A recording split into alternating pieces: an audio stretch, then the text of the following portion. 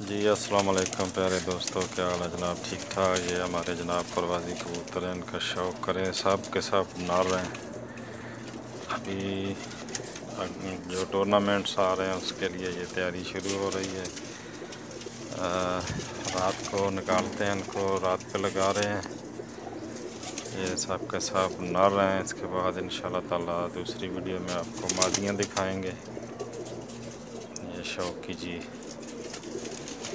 ये तमाम के तमाम नार हैं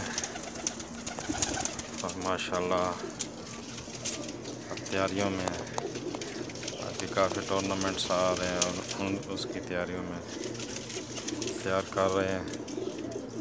ये शौक़ कीजिए माशाल्लाह तबारकल्लाह। ज़्यादातर जो है उल्टे टाइम पे लगा रहे हैं, यानी कि रात को बैठाते हैं ताकि अंधेरे में ये लग जाएं, कोई मुश्किलात ना हो अंधेरे में बैठने के लिए।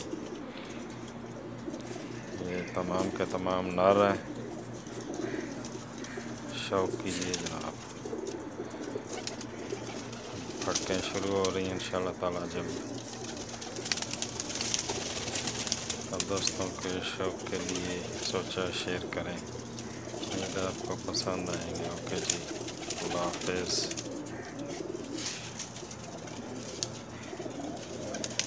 ये देखिए जनाब, कुछ ऊपर चिपटे हुए हैं, कुछ साइड पे हैं।